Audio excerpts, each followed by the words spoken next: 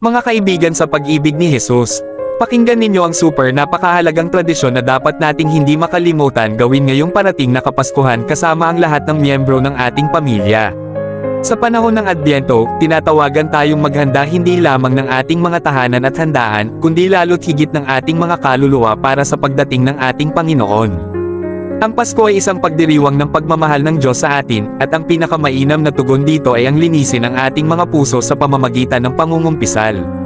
Ang sakramento ng kumpisal ay isang biyaya kung saan binubuksan natin ang ating sarili sa awa ng Diyos. Sa pamamagitan nito, inaalis natin ang anumang hadlang na naglalayo sa atin mula sa kanyang pagmamahal at biyaya.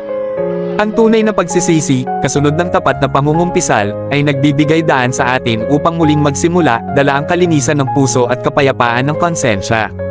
Ngayong nalalapit ang Pasko, tanungin natin ang ating sarili, handa ba ang aking puso upang tanggapin ang liwanag ni Kristo?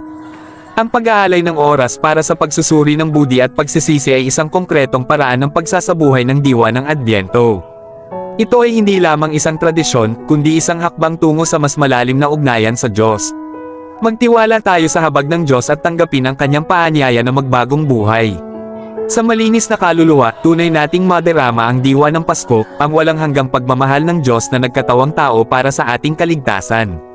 Lumapit lamang po kayo sa inyong mga pari sa parokya at sabihin ninyong mangungumpisal po kayo para sa paghahanda ninyo sa Kapaskuhan. Maging tunay sana tayong maligaya at payapa ngayong Pasko. Merry Pasko everyone!